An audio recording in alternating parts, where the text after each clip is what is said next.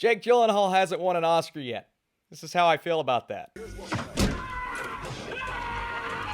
What is up, Netflix fans? Welcome back to my channel. This review is coming at you really early because I was able to see The Guilty at the Toronto International Film Festival. This movie is coming on Netflix very soon, but as of right now, I want to talk about it. I am a huge fan of Jake Gyllenhaal, one of my favorites in the business, and I thought this movie premise was fascinating. It's also based off of a film that came out a couple of years ago. Now, I will preface this review with the fact that I haven't seen the original version, so I know a lot of people are going to approach this with that in mind, and therefore I don't know if the feelings will be the same there, but we're going to talk about it. We're going to discuss it spoiler free. Let's get into it. So a wildfire is raging towards Los Angeles, and police officer Joe Baylor winds down a chaotic but tedious shift answering emergency calls. Also, this is a demotion that he has received ahead of a disciplinary hearing, but he is soon interrupted by a cryptic call from a woman who appears to be attempting to call her child, but is in fact discreetly reporting her own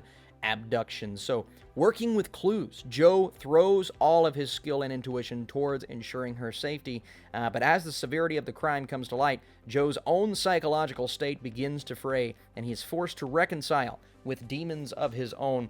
This is one of those movies like Tom Hardy's Locke, or even another film in this festival in Lakewood, where you are focused on this character from start to finish, beginning to end. It is up to Jake Gyllenhaal to lead us through this movie. Now, the story, of course, has to be compelling, and it absolutely is. I'm not going to say it's flawless. There were moments and parts of this film that maybe made me think that they could have been handled just a bit better, and you look at the fact that this is a remake, and they may have been handled better in the other movie. I don't know. I can't say anything upon that. But I will speak upon the idea of this police officer, you know, in a position that he doesn't want to be in, first of all, because of what happened. You get revelations of his past, what he did, and kind of what put him in that situation. And then, of course, what he's, you know, looking forward to, not in a good way. He's scared to death about what is to come, but that's kind of part of the discussions that he has throughout the movie. But Gyllenhaal's character also, you know, he's taking these calls, he's getting frustrated. You can see he has a very short temper. He's not the nicest guy in the world. He also does things in this movie to where he's not handling it the way that maybe he should be handling it, right? He's telling certain characters to do certain things, or, you know, yelling at other people in his life that are just trying to help him, that are just trying to be there for him, but he's very short-tempered. Yet, that short-tempered nature starts to really calm down when he finds this woman in this situation, and as the situation unravels, the story begins to get more complicated in a way, and it begins to get more intense.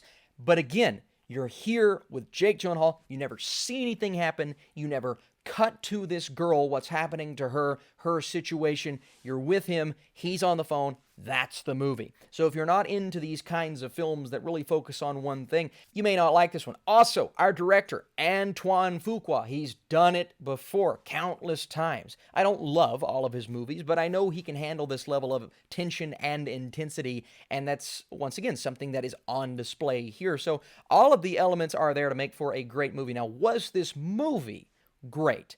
I don't think it was great. I think it is a solid film. I think it's a really good example of showcasing a talent like Jake Gyllenhaal, keeping your attention, at least it kept mine, being in one location. That's a hard thing to do, but it's impressive at the same time. What I think is great about this film is the performance from Gyllenhaal. This may be, and again, one of my favorite actors, so I have a lot to compare it to. This may be one of his best performances yet, and it should be one that gets him in that Oscar discussion. It won't be, right? Because every year it's the same thing. Oh, Jake Gyllenhaal gave a top-notch performance. Well, let's just screw that guy. No, he's not going to get nominated. I'm telling you right now. Now, if he did, I'd be really happy. But I just don't think it's going to put him in that position. Even then, out of all of the films I've seen this year, this is one of my favorite male lead performances. He is just phenomenal. The burden that he is carrying on his shoulders, what he is displaying through his emotions, just those little subtle details in his face. You know, we often say the best acting is actors who can use their eyes to tell a story. And that's so impressive and incredible. The fact that Gyllenhaal is able to do that. And again, you know, we are on his face through most of the film. Now, it's a shorter movie, right? But for most of the film, we are just in that one location with him. Other characters are filtering in and out. We get a lot of great voice performances because of the individuals on the phone, right? Riley Keough, Ethan Hawke, Bill Burr, Paul Dano. I had no clue Paul Dano was in this movie. I got so excited when I saw his name. I thought that was fantastic. Prisoners cast, reunite, right? No, I love the cast. The voice cast is incredible, but it really is up to Jake Gyllenhaal, and he does a phenomenal job. When it comes down to the story, I thought some of the twists and turns within this girl's dilemma were not only a bit predictable, but they were also handled in a way to where it somewhat took away from the tension because of the way that Gyllenhaal's character handled this situation. It's also just kind of a repetitive movie, right? He's taking calls, hanging up. He's taking calls, hanging up. You have to give us compelling content within that, but at the same time, I don't know if it was compelling enough to justify the runtime. The runtime is not very long. It's 90 minutes. It's one of the shortest movies I've watched all year. But even then, it didn't have me locked in like it wanted to, right? So the screenplay itself is not the victor here. The victor, and I think, again, part of that is because it's a remake. The victor is Jake Gyllenhaal. The victor is the look and technical feel of the movie from Antoine Fuqua. That's really good.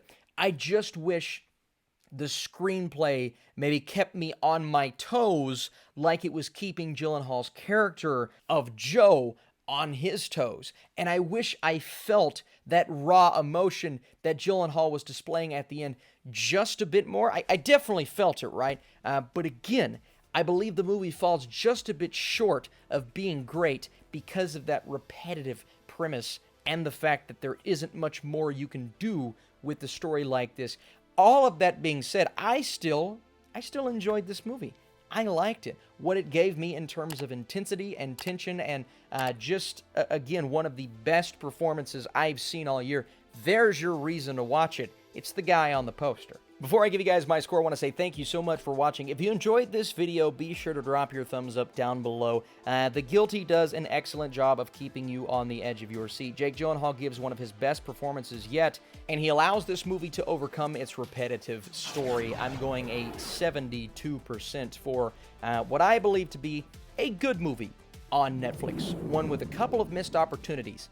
So maybe I need to go check out... Of course I need to go check out the original, but I need to know, what do you guys think of The Guilty if you have seen it? And if you haven't, are you looking forward to it when this movie drops? Come on, Jake Gyllenhaal. Win an Oscar already. We know you deserve it, or at least deserve a nomination. You guys are the best. Thank you again for watching. Appreciate it big time. And I'll be seeing you very soon.